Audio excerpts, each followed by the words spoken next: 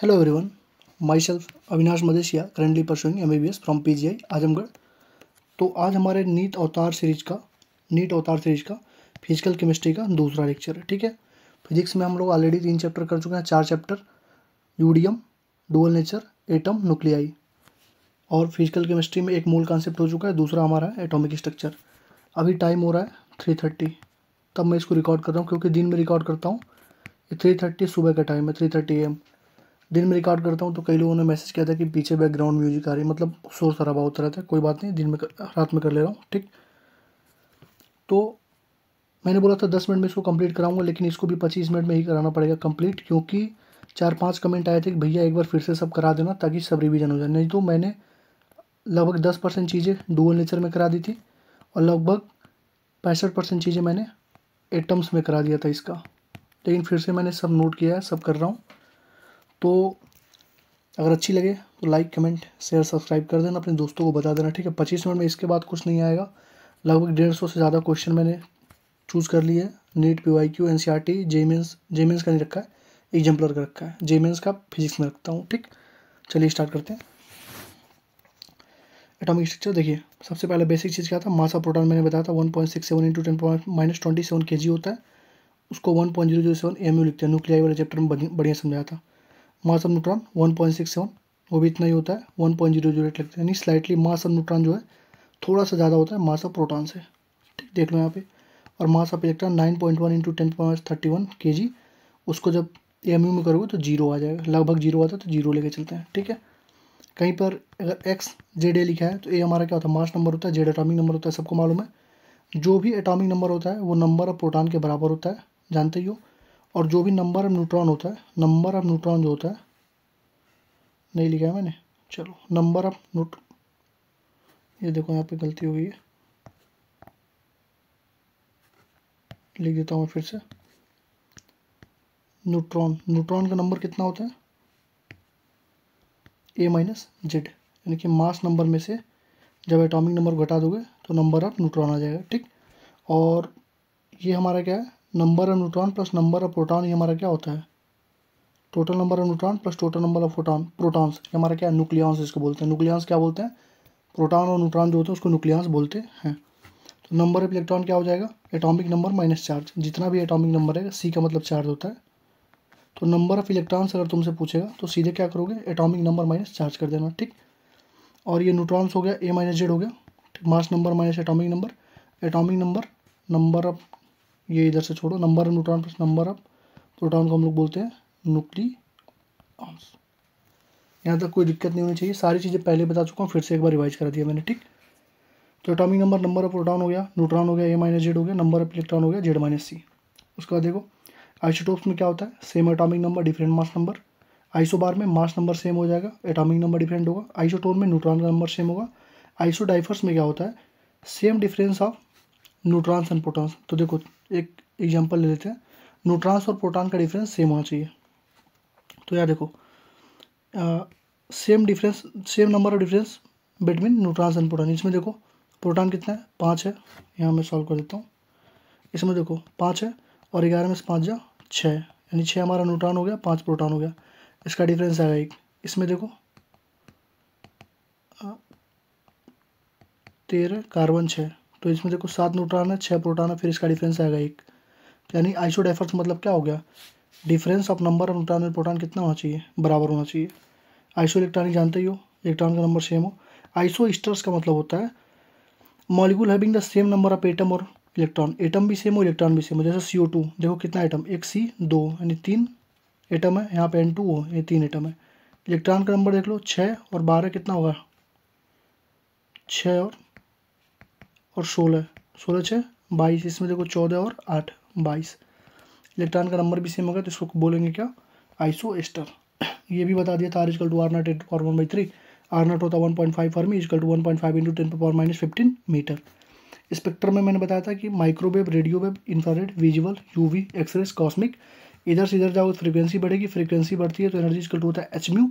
Frequency बढ़ रही है तो एनर्जी भी बढ़ेगी, और फ्रीक्वेंसी बढ़ेगी तो लेमडा घटेगा, क्योंकि इन्वर्सली प्रोपोर्शनल होता है। ठीक, यहाँ से देखो क्या होता है, स्पीड ऑफ लाइट = क्या हो जाएगा, frequency into lambda, frequency into wavelength, यहाँ से वेवलेंथ हो जाएगा सी बाई म्यू। इसी को जो वेव नंबर होता है उसको बोलते हैं 1/λ। 1/λ क्या बोलते हैं, वेव नंबर बोलते हैं। और टाइम पीरियड क्या हो जाएगा, 1/फ्रीक्वेंसी। यही तो होता है टाइम पीरियड, 1/फ्रीक्वेंसी। तो यहाँ से ये देखो हमारा एनर्जी क्या होता है, h mu, H into frequency, SC/λ। इसको सॉल्व करके एच का वैल्यू अगर तुम पूरा कैलकुलेट करो तो लेंदी पड़ेगा, तो पहले कैलकुलेट करके हम लोग सॉल्व कर लेते हैं सिंपल में। 12,400/λ को रखो एंगस्ट्रॉम में तो इलेक्ट्रॉन वोल्ट में आंसर आएगा। उसको लिख सकते हो 1240/λ को रखो नैनोमीटर में तो इलेक्ट्रॉन वोल्ट में आंसर आ जाएगा। ठीक, जो एच का वैल्यू होता है 6.63 इंटू 10⁻⁻34 जूल सेकेंड होता है। जूल पर सेकेंड नहीं होता है, जूल सेकेंड होता है। और इसी को जब इलेक्ट्रॉन वोल्ट में कन्वर्ट करोगे तो 4.1 इंटू 10⁻⁻15 होता है। ठीक, मोमेंटम क्या होता है, E/c, एनर्जी hμ/c होता है। और म्यू की जगह रखोगे C/λ, कट जाएगा h/λ हो जाएगा। यानी कि मोमेंटम का फार्मूला क्या हो जाएगा, लीनियर मोमेंटम ऑफ फोटॉन का energy upon c equal to hμ/c h/λ। Momentum को एम भी मत लिख देना, ठीक है, वो गलत हो जाएगा। ये लीनियर मोमेंटम ऑफ फोटॉन है, वो तुम्हारा इलेक्ट्रॉन वगैरह में आता है, जो उधर डे ब्रोगली ने जो खोजा था उसमें आता है, वो मैटर वेव्स में आता है। वो lambda equal to h momentum equal to m v जो होता है मैटर वाले वेव्स, मैटर वेव्स में आएगा। यहाँ पे लीनियर मोमेंटम ऑफ फोटॉन है तो फोटॉन में E/c इक्वल टू h/λ ही होता है। नंबर ऑफ फोटॉन पर सेकंड पहले ही बताया था, 5 into 10⁻24 into power into lambda. Power को रखोगे वाट में, लेमडा को रखोगे मीटर में। पर मिनट पूछेगा तो इंटू 60 करोगे, पर आवर पूछेगा तो 60 इंटू 60 करोगे। कई बार बता चुका हूँ, इसको जल्दी से रिवाइज करा रहा हूँ। फोटो इलेक्ट्रिक इफेक्ट आइंस्टीन ने दिया था। काइनेटिक एनर्जी मैक्सिमम जो होता है क्या होता है, h mu minus h mu not. H mu क्या हमारे पास, जो एनर्जी इंसिडेंट हो रही है, h mu minus psi not, क्योंकि साई नॉट ही वर्क फंक्शन हमारा, तो वर्क फंक्शन इक्वल टू होता है h mu not. Mu not equal to क्या हो जाएगा, SC/λ नॉट। तो यहाँ से h mu not equal to हो जाएगा SC/λ नॉट। कुछ है नहीं, बस इसको सिंप्लीफाई करके लिख दिया यहाँ पे। काइनेटिक एनर्जी जो मैक्सिमम होता है क्या होता है, EV नॉट के बराबर होता है। V नॉट हमारा क्या पोटेंशियल है, पहले बता चुका हूँ। फोटो इलेक्ट्रिक इफेक्ट तभी होगा जब फ्रीक्वेंसी जो है थ्रेशोल्ड फ्रीक्वेंसी से ज़्यादा होगी और जो वेवलेंथ होगी थ्रेशोल्ड वेवलेंथ से कम होगी, पहले ही बता चुका हूँ।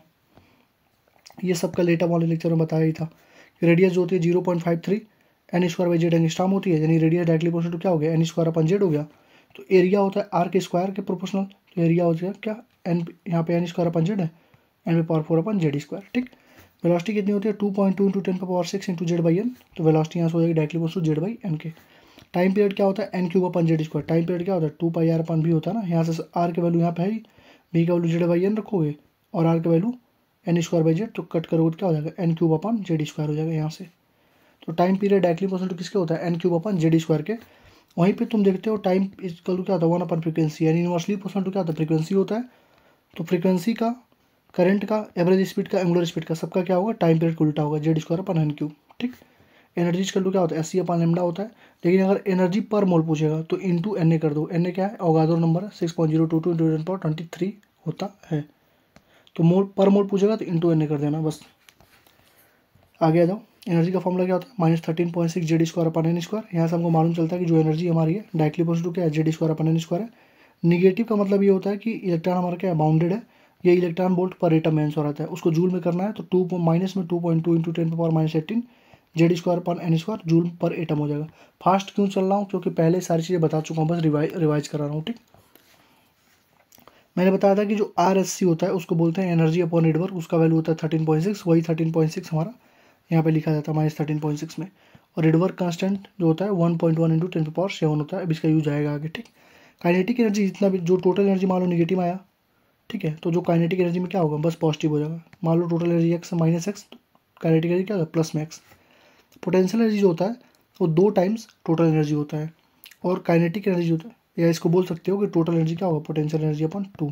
तो पोटेंशियल एनर्जी क्या हो जाएगा 2 टाइम्स टोटल एनर्जी। यानी कि काइनेटिक एनर्जी पॉजिटिव में आंसर आएगा, पोटेंशियल एनर्जी निगेटिव में ही आएगा, क्योंकि टोटल एनर्जी निगेटिव होता है।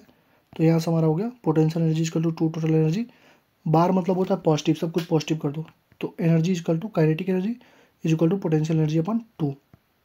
यू का मतलब पोटेंशियल एनर्जी होता है। ठीक, अगर बाइंडिंग एनर्जी पूछ रहा है तो हमेशा आंसर किस में दोगे पॉजिटिव में दोगे। तो बाइंडिंग एनर्जी क्या हो जाएगा bar of total energy. Total energy मान लो -13 आया तो आंसर किस में दोगे 13 में। ठीक, फ्रीक्वेंसी का फॉर्मूला डायरेक्ट या तो सॉल्व करो अपने हिसाब से, एनर्जी निकालो, बहुत लेंदी पड़ेगा। मैंने ट्रिक बताया था कि फ्रीक्वेंसी का डायरेक्ट फॉर्मूला याद रखो 3.3 इंटू 10⁻15। लेमडे का जगह रखोगे 1.1 इंटू 10⁻7, क्योंकि देखो रिडवर्क कांस्टेंट अभी आया था। एनर्जी की रखोगे 2.2 इंटू 10⁻18। तो 3.3, 1.1, 2.2 तुम याद कर लो पहले लेमडा, फिर एनर्जी, फिर इधर कर दो फ्रीक्वेंसी। तो 1.1, 2.2, ये हो जाएगा 3.3, 10 पे पावर 7, 10 पे पावर -18, 10 पे पावर 15, और ये N1 इनिशियल एंड फाइनल, ये हर्ट्ज में, मीटर जूल में, ठीक। E2 minus N1 13.6 Z square, 1/N1 का स्क्वायर माइनस 1/N फाइनल का स्क्वायर। कहोगे कि भैया यहाँ पे ये प्लस कैसे हो गया, यहाँ पे माइनस होना चाहिए, तो माइनस से ये आंसर खुद आएगा, क्योंकि N1 क्या होता है, छोटा होता है, N2 क्या होता है, लगभग बड़ा ही होता है, तो आंसर हमेशा निगेटिव में ही आता है, ठीक है ना। अगर आयनाइजेशन एनर्जी पूछेगा तो फिर हम क्या करेंगे, टोटल एनर्जी का पॉजिटिव कर देंगे। तो ionization energy, separation energy, excitation energy सब हमारा क्या होता है, पॉजिटिव में होता है। आयनाइजेशन एनर्जी क्या होता है, जिसमें N1 = 1 होगा, N2 इनफाइनाइट होता है। सेपरेशन एनर्जी में क्या होता है, N1 2 3 4 होगा, यानी N1 जो है 1 नहीं होगा, N1 अगर 1 होगा तो आयनाइजेशन एनर्जी हो जाएगा। सेपरेशन एनर्जी क्या होता है, N1 2 3 4 होता है, N2 इनफाइनाइट। एक्साइटेशन एनर्जी क्या होता है, N1 = 1, N2 = 2 3 4 5, सारे क्या होते हैं, पॉजिटिव में।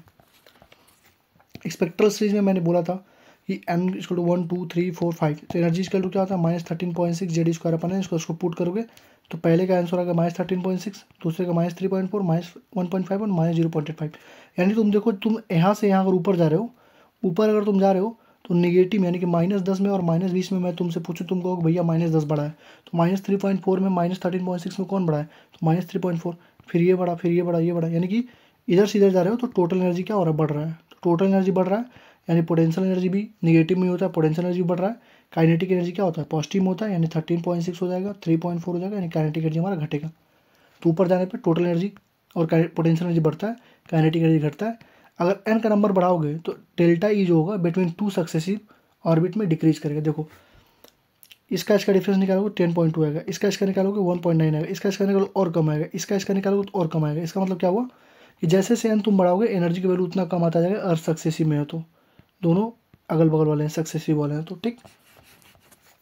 एमिशन स्पेक्ट्रा में नंबर ऑफ स्पेक्ट्रल लाइन्स क्या होता है, अगर N2 से N1 में आ रहा है तो स्पेक्ट्रल लाइन्स का फॉर्मूला क्या था, N2 - N1 ब्रैकेट में N2 - N1 + 1/2।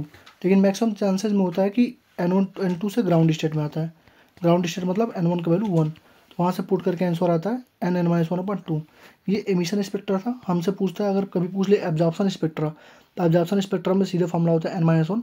एब्जॉर्प्शन स्पेक्ट्रा हमेशा ग्राउंड स्टेट से स्टार्ट होता है, यानी कि 1 से 2 में जाएगा, 1 से 3 में जाएगा तो होगा, अगर 2 से 4 में जा रहा है तो वो हमारा नहीं है, वो एब्जॉर्प्शन नहीं है। एब्जॉर्प्शन हमेशा 1 से स्टार्ट होता है। बोर का एटॉमिक मॉडल क्या कहता है कि KZe × E/r² mv², यानी कि जो हमारा होता है इलेक्ट्रोस्टैटिक फोर्स जो होता है उसको सेंट्रीफ्यूगल फोर्स के बराबर कर दिया, वही मैंने लिख दिया यहाँ पे फॉर्मूला, पहले ही बता दिया था। First line of any series क्या होता है, alpha line, beta, second line किसी का बीटा लाइन होगा, थर्ड लाइन किसी भी सीरीज का गामा लाइन होता है। जैसे लाइमन सीरीज का जो फर्स्ट लाइन होगा, तो लाइमन का फर्स्ट लाइन पूछे, वार्मर का कुछ भी पूछे, तो उसका N1 फिक्स करो। तो लाइमन का N1 क्या होता है, 1 होता है, तो फर्स्ट लाइन पूछा तो N2 हो जाएगा 2। मान लो सेकंड लाइन पूछा लाइमन का, तो N1 तब भी 1 रहेगा, लेकिन N2 क्या हो जाएगा, 3 हो जाएगा। जैसे बामर का फर्स्ट लाइन, तो बामर का फर्स्ट लाइन N1 कितना होता है, 2 होता है, तो 2 हमेशा फिक्स रहेगा, तो फर्स्ट लाइन क्या हो जाएगा, 3 हो जाएगा, और सेकंड लाइन N1 फिर से फिक्स रहेगा, 2 हो जाएगा 4। देखो यहाँ पे लिखा भी है, लाइमन अल्ट्रावायलेट में होता है, बामर विजुअल में, पास्चर नियर इंफ्रारेड ब्रैकेट फार, फीफंड फार इंफ्रारेड होता है, ठीक है। लाइमन में N1 को 1, N2 2 3 4 5, बामर में 2, फिर N2 3 4 5, पास्चर में N1 को 3, ब्रैकेट में N1 को 4, फीफंड में ब्रैकेट N1 का वैल्यू 5, पहले बता दिया हूँ। अगर एनर्जी मैक्सिमम होगी, इसका मतलब लेमडा मिनिमम होगा, क्योंकि एनर्जी इक्वल टू क्या होता है, SC/λ, तो एनर्जी मैक्सिमम तो लेमडा मिनिमम। एनर्जी मैक्सिमम भैया कब होगी, जब सीरीज लिमिट होगा या लास्ट लाइन बोलेगा। अगर क्वेश्चन में बोल दिया सीरीज लिमिट या लास्ट लाइन, तो उसका मतलब होता है एनर्जी मैक्सिमम होगी, और वो कब होगी, जब N2 हमारा क्या इनफाइनाइट से आएगा, इनफाइनाइट से अगर आएगा तो होगी, ठीक। एनर्जी मिनिमम होगा तो लेमडा मैक्सिमम होगा, तो एनर्जी मिनिमम कब होगी, जब जस्ट पास से आएगी, यानी 2 से 1 में आ जाए, 3 से 2 में आ जाए तब, यानी कि जस्ट ऊपर वाला, जैसे पहले लाइन से बोलते इसको बोलता है फर्स्ट लाइन। फर्स्ट लाइन मतलब क्या होता है, जस्ट ऊपर वाले से। तो अगर लाइमन का पूछेगा तो फर्स्ट लाइन क्या हो जाएगा, 2 हो जाएगा।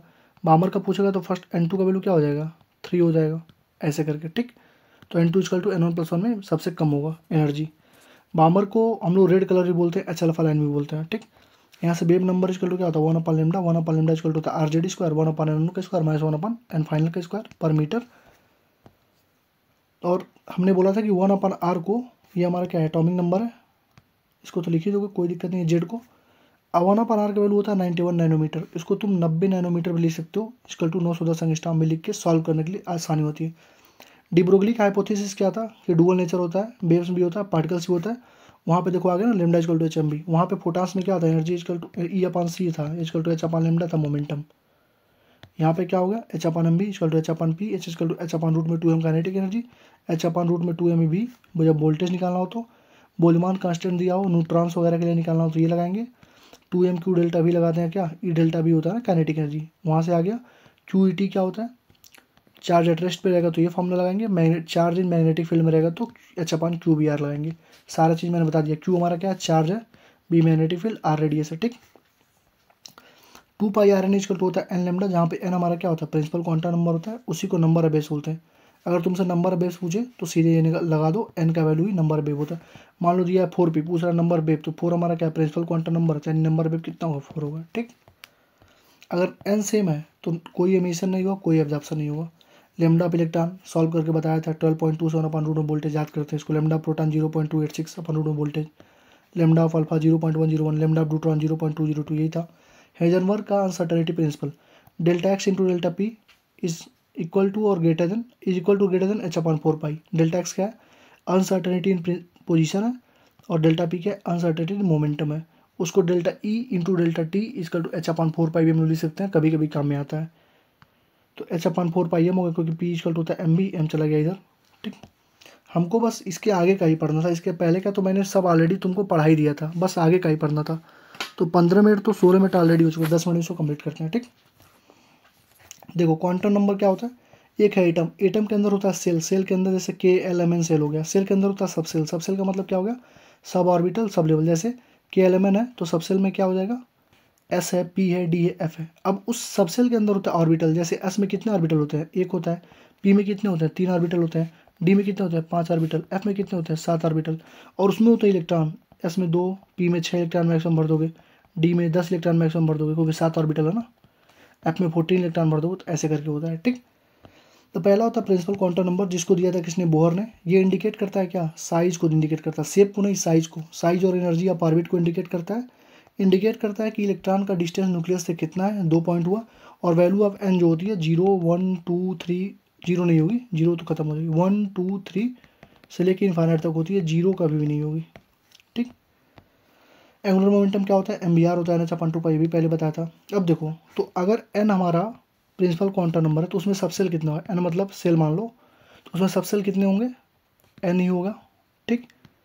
ऑर्बिटल अगर पूछेगा तो क्या लिखोगे, एन का स्क्वायर लिखोगे। इलेक्ट्रॉन पूछेगा तो क्या लिखोगे, 2n स्क्वायर। 2n स्क्वायर क्यों लिखोगे, क्योंकि एक ऑर्बिटल में कितने इलेक्ट्रॉन है, 2 है ना, देखो तो हो गया, सबसेल हो गया एन, ऑर्बिटल पूछेगा तो एन स्क्वायर, इलेक्ट्रॉन पूछेगा तो 2n स्क्वायर, ठीक है। Azimuthal quantum number, azimuthal quantum number को खोजा तो समरफील्ड ने, समरफील्ड ने ही बताया था कि ऑर्बिट हमारे क्या होते हैं, सर्कुलर नहीं होते हैं, ऑर्बिट सर्कुलर नहीं होते हैं, ऑर्बिट हमारे इलिप्टिकल होते हैं, ठीक। एजीमुथल क्वांटम नंबर को हम लोग subsidiary quantum number, secondary quantum number, angular quantum number भी बोलते हैं। ये इंडिकेट करता है शेप को, देखा, वो इंडिकेट, एन इंडिकेट करता था साइज को, एनर्जी को, और डिस्टेंस ऑफ न्यूक्लियस को। ये इंडिकेट करता है शेप को। वैल्यू ऑफ एल जो होती है वो हमारी क्या होती है, 0 से 1, 0 भी हो सकती है, 1 भी हो सकती है, n-1 होती है। यानी कि अगर n का वैल्यू 5 है तो l का वैल्यू 0, 1, 2, 3, 4 होगा, 5 नहीं होगा, 6 भी नहीं होगा, n-1 तक होगा, ठीक। तो टोटल नंबर पर ऑर्बिटल पूछेगा सब ऑर्बिट में, यानी अगर मान लो l का वैल्यू दे दिया 2, तो सब ऑर्बिट में कितना पूछेगा, सब ऑर्बिट कितना होगा, 12 + 1 × 2 ^ 4 + 5 हो जाएगा। इलेक्ट्रॉन पूछेगा तो हम लोग मालूम है एक ऑर्बिटल में 2 इलेक्ट्रॉन, तो 2 से मल्टीप्लाई कर देंगे, 12 + 1 हो जाएगा, 2 12 + 1। यहाँ पे तुमसे सबसे बेसिक कंसेप्ट है, ऑर्बिटल एंगुलर मोमेंटम पूछता है। तो ऑर्बिटल एंगुलर मोमेंटम का फार्मूला होता है रूट में एल, l+1 इंटू एच अपन 2 पाई, ये बाहर होता है रूट के, एच अपन 2 पाई को हम लोग लिख सकते हैं क्या, ऐसे लिख देते हैं, तो कोई दिक्कत नहीं होती यहाँ पे, ठीक है। आगे बढ़ो, देखो अगर एल का वैल्यू 0 होता है, एजीमुथल क्वांटम नंबर 0 है, तो एस होता है, पी के लिए 1 होता है, डी के लिए 2 होता है, एफ के लिए 3 होता है, याद करनी पड़ती है। एस के लिए 0, पी के लिए 1, डी के लिए 2, 3 के लिए एफ। एस का शेप कैसा होता है, क्योंकि एल हमारा शेप के बारे में बता, तो एस का शेप कैसा होगा, स्फेरिकल होगा। पी का शेप क्या होगा, डम्बल होगा। डी का शेप क्या होगा, डबल डम्बल होगा। और एफ का बहुत कॉम्प्लेक्स शेप होता है तो नहीं लिखते हैं। जैसे एन का वैल्यू अगर 4 है तो एल का वैल्यू 0, 1, 2, 3 हो सकता है, 5, 6 नहीं होगा, क्योंकि n-1 तक होता है, ठीक है। For hydrogen and hydrogen like species, यानी कि जो सिंगल इलेक्ट्रॉन स्पेसीज होते हैं उसमें जितने भी सबसेल होते हैं उनके पास सेम एनर्जी होती है। सेम एनर्जी क्यों होती है, जैसे मान लो 2s है, 2p है, तो उनकी एनर्जी सेम होगी, क्योंकि n का वैल्यू क्या है, सेम है, ठीक। तो लिखा क्या है, हाइड्रोजन और हाइड्रोजन लाइक स्पेसीज के लिए जितने भी सबसेल्स होंगे उसके पास क्या होगी, सेम एनर्जी होगी, यानी 2s 2p 3s 3p 3d सबका एनर्जी क्या होगा, सेम होगा। 2s 2p का सेम होगा, 3s 3p 3d का भी सेम होगा, ठीक। मैग्नेटिक क्वांटम नंबर, इसको खोजा था लिंडे ने, इंडिकेट करता है ओरिएंटेशन ऑफ ऑर्बिटल, यानी कि इलेक्ट्रॉन डेंसिटी कहाँ पे है कि नहीं है, सब इलेक्ट्रॉन डेंसिटी के बारे में बताता है magnetic quantum number, orientation of orbital के बारे में। तो वैल्यू ऑफ एम की वैल्यू जो होगी वो -L से +L तक, मान लो अगर एल का वैल्यू 2 दिया है तो एम की वैल्यू कितनी होगी, -2, एम की वैल्यू कितनी होगी, -2 -1 0 +1 +2, यानी -M से लेके -L से लेके +L तक वैल्यू होती है एम की। तो maximum number of electron in an orbital, तो एक ऑर्बिटल होता है उसमें 2 इलेक्ट्रॉन भर सकते हैं, तो 2 हो जाएगा, वो भी अपोजिट साइन के होते हैं, एक उल्टा एक नीचा। तो मान लो M for P subshell, P के लिए एल कितना होता है, देखो एस पी डी एफ मैंने बताया था, एस के लिए 0, पी के लिए 1, डी के लिए 2, एफ के लिए 3। तो पी के लिए होता है 1, तो एल का वैल्यू 1 हो गया, तो एम का वैल्यू क्या होगा, -1 से लेकर +1 तक होगा, -1 0 +1। तो तुम्हें याद करना पड़ेगा -1 किसका होता है, 3 होता है ना orbital, p x p y p z होता है, तो पी एक्स का होता है -1, पी वाई का होता है +1, पी जेड का होता है 0। इसको याद रख लेना, कभी पूछ लेता है 0 दे देगा, पूछेगा किसका है तो पी जेड का है। डी सबसेल में एल का वैल्यू 2 होगा, तो एम का वैल्यू -2 से +2 तक होगा, यानी डी सबसेल में कितना ऑर्बिटल हो गया, 5 ऑर्बिटल हो गया, और 5 ऑर्बिटल में कितने इलेक्ट्रॉन होंगे, 10 इलेक्ट्रॉन हो गए, ठीक। तो 5 ऑर्बिटल ये होते हैं, d x y d y z d z square d x z d x square y square. तो क्या करोगे, इसको याद रखो कैसे, d x y d y z d z square d x z d x square y square, 0 को रखो बीच में, इधर -1 -2 +1 +2 याद कर लेना। जैसे बोल दिया +2 का कितना होता है तो d x square y square, 0 का कितना होगा तो डी जेड स्क्वायर। इस इन दोनों को याद करना बहुत इंपॉर्टेंट चीज़ है। जैसे पी वाई का पूछेगा, +1 का पूछेगा कि मान लो +1 आ गया तुम्हारा वैल्यू, ठीक है, एम का वैल्यू दे दिया +1। अब तुमसे पूछेगा पी का किस ऑर्बिटल में है, तो पी वाई में है कि पी एक्स में है कि पी जेड में है, तो देख रहा है +1 का कितना है पी वाई में, तो पी वाई आंसर हो जाएगा, ठीक। Spin quantum number, spin quantum number को आर्लेनबेक और गोल्डस्मिथ ने दिया था। वैल्यू ऑफ स्पिन नंबर क्या होता है, +-1/2, यानी कि या तो ऐसे होगा या तो ऐसे होगा, +1/2 तो क्लॉकवाइज है तो anti clockwise. Total value off spin इन एटम कितना हो जाएगा, half ± into number of unpaired electron, कितना नंबर ऑफ अनपेड इलेक्ट्रॉन है उसी से, मान लो 2 है, 2 से हाफ मल्टीप्लाई कर दो 1 हो जाएगा, ठीक।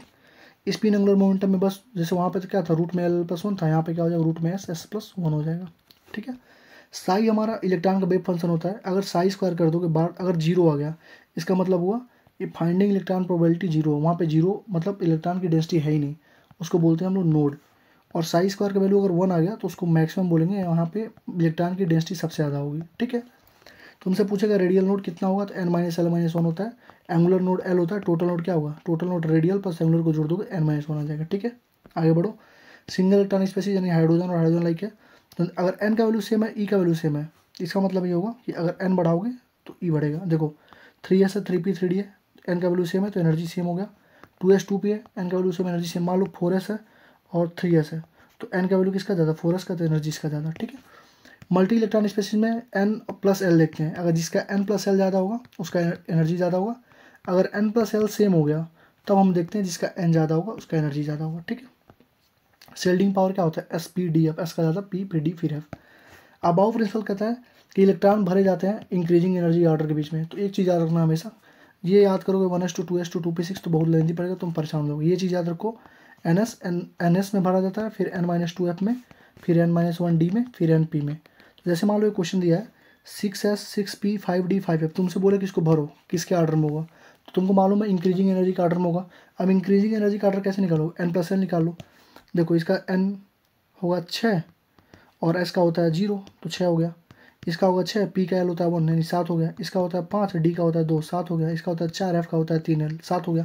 तो 6 7 7 7 यानी सबसे कम तो ये होगा, तो पहला हो गया 6s, और उसके बाद देखो n+L तीनों का सेम हो गया, उसके बाद क्या देखते हैं n+L अगर तीनों का सेम हो गया तो मैंने अभी बताया कि जिसका n ज़्यादा उसका ई ज़्यादा, यानी कि जिसका n ज़्यादा होगा उसका ई ज़्यादा होगा। हमको चाहिए कम n वाला, तो 4 का सबसे n कम है, फिर 5 का है, फिर 6 का है, यानी कि 6s 4f 5d 6p।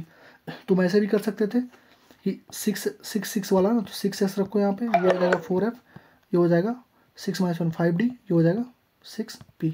देखो वही ऑप्शन आएगा यहाँ पे 6x 4f 5d 6p, ठीक है। तो इसको याद रखो, यहाँ से सारे क्वेश्चन तुम्हारे बन जाएंगे। आगे बढ़ते हैं, पॉली का एक्सक्लूजन प्रिंसिपल। पॉली का एक्सक्लूजन प्रिंसिपल कहता है कोई भी दो इलेक्ट्रॉन, जैसे मान लो कि एक्स है एक वाई है, उसमें चारों क्वांटम नंबर कभी भी सेम नहीं होंगे, कभी भी चारों क्वांटम नंबर सेम नहीं होंगे, क्योंकि जैसे मान लो एक में अगर +1/2 आएगा तो दूसरे में -1/2 एकदम पक्का आएगा, तो कभी भी चारों सेम नहीं होंगे। 3 सेम हो सकते हैं। 2 electron in orbit must have opposite spin, ये भी बोलता है कि दोनों अपोजिट स्पिन में होने चाहिए, पॉली बोलता है। और 3 क्वांटम नंबर सेम हो सकते हैं लेकिन 4 कभी भी क्वांटम नंबर सेम नहीं होगा, वो बोलता है कौन, पॉली बोलता है। क्योंकि एक +1/2 आ जाएगा, -1/2 आ जाएगा, तो खत्म हो जाएगा यहीं पे। हुम्स रूल्स ऑफ मैक्सिमम मल्टीप्लिसिटी, ये बोलता है कि पेयरिंग तब तक नहीं होगा जब तक हाफ फिल्ड ना हो जाए, यानी कि पेयरिंग तब तक नहीं हो सकता जब तक पूरा ऑर्बिटल हाफ फिल्ड नहीं। जैसे 3 इलेक्ट्रॉन भरना है, जैसे पी में क्या मान लो 3 इलेक्ट्रॉन भरना है, तो 2 और 3 ऐसे भर दो तो गलत हो जाएगा। पहले आधा आधा भरो, सब में पेयरिंग हाफ फिल्ड हो गया, अब भरना। जैसे 8 भरना है तो 2 2 4 2 4 2 8, ऐसे गलत हो जाएगा। पहले भरो 1, फिर 2, फिर 3, फिर 4 5, फिर 6, फिर 7, फिर 8। ये देखो ये सही मेथड है, पहले आधा फिल करना पड़ता है। स्टेबिलिटी ऑफ हाफ फील्ड होता है फुल फील्ड, जो दोनों होते हैं हाफ फील्ड फुल फील्ड की स्टेबिलिटी ज़्यादा होती है। क्यों होती है देखो, जैसे मान लो D5 है, हाफ फील्ड है, तो देखो कितनी बार एक्सचेंज करेगा एनर्जी को, जितनी बार एनर्जी एक्सचेंज करता है, एनर्जी जितनी बार एक्सचेंज करेगा उतना स्टेबिलिटी ज़्यादा होगा। तो देखो मान लो यहाँ पे एक बार एक्सचेंज किया इससे, फिर इससे, फिर इससे, फिर इससे, यानी 4 बार। दूसरे में आया इससे इससे इससे, इससे नहीं करेगा ना क्योंकि यहाँ तो पहले कर चुका है, तो 3 बार। फिर यहाँ आया तो इससे इससे 2 बार, आगे जाओ, फिर यहाँ से इससे, यानी टोटल किया 10 बार, यानी हाफ फील्ड से हो गया 10 बार। एग्जाम्पल है, फुल फील्ड वाला हाफ फील्ड से ज़्यादा होता है, क्योंकि फुल फील्ड में मान लो 10 इलेक्ट्रॉन आएगा, तो 10 आया तो प्लस हाफ से 10 हो जाएगा, माइनस हाफ से 10 हो जाएगा, यानी कि क्लॉक वाइज वाले से 10 एक्सचेंज करेगा और माइनस वाले से 10 एक्सचेंज करेंगे, टोटल 20, यानी कि एक्सचेंज एनर्जी ज़्यादा हो गया, यानी मोर एक्सचेंज मतलब मोर स्टेबिलिटी। यही तो बताया था मैंने, ठीक है। तो चलिए ये चैप्टर खत्म हो गया, 10 मिनट का था टॉपिक, लेकिन हमने पहले ही 20 मिनट एक्स्ट्रा मैंने उसको पढ़ाया, जो पहले डुअल नेचर एटम न्यूक्लियर में जो पढ़ाया था उसको समराइज कर दिया, ठीक। तो मेडिको होली का भी हमारे चैनल का नाम है, लाइक करो, कमेंट करो, शेयर करो, सब्सक्राइब करो। Thanks for watching. जितना हो सकता है उतना शेयर करो यार, क्योंकि देखो अभी मुझे कोई ज़रूरत नहीं है अपनी नींद ख़राब करने का, कुछ भी करने का, तुम्हारे लिए कर रहा हूँ, फ्री ऑफ कॉस्ट कर रहा हूँ, तो तुम्हारी भी ड्यूटी बनती है, मोरल ड्यूटी बनती है कि तुम कम से कम अपने दोस्तों के पास शेयर करो। कोई स्टडी ग्रुप है तो वहाँ शेयर करो, कोई तुम्हारा जानने वाला है मेडिकल कॉलेज में उसको शेयर करो, क्योंकि देखो यार बहुत ज़्यादा मेहनत लगती है, लिटरली बता रहा हूँ, बहुत ज़्यादा मेहनत लगती है। अभी देखो लगभग अभी मुझे, अब मैं जा रहा हूँ सोने, अब सो के उठूँगा, फिर तुम्हारे लिए शाम वाले के लिए बनाना है वीडियो, उसके लिए सारा काम करना पड़ेगा प्रैक्टिस सेशन के लिए। तो प्रैक्टिस सेशन में सब लोग आना, नीट अवतार सीरीज जितना फॉलो कर सकते हो उतना करो, बहुत ज़्यादा मेहनत लग रही है। और फालतू के मोटिवेशन वगैरह से दूर रहना, क्योंकि अब टाइम आ रहा है, लोग अब मोटिवेशन देना स्टार्ट करेंगे, ठीक है। चलो मिलते हैं, 150 क्वेश्चन हम लोग करेंगे, इसके सारे एग्जाम्पलर क्वेश्चन, सारे एनसीईआरटी क्वेश्चन और नीट के सारे PYQ हम लोग करेंगे। शाम वाले में 9 PM पे आ जाना एग्जैक्ट, ठीक है। और सारे लोग आ जाओ, अच्छे से पढ़ाई करते हैं, ठीक है, मिल के पढ़ते हैं। और अगला लेक्चर जो हमारा होगा, इसके बाद हम लोग करेंगे सेमीकंडक्टर, उसके बाद करेंगे रोटेशनल, उसके बाद हम लोग आएंगे फिजिकल केमिस्ट्री पे, फिर से कोई एक चैप्टर उठा लेंगे, तुमसे पूछ लेंगे, बता देना, ठीक है। थैंक यू, मिलते हैं अगले वीडियो में।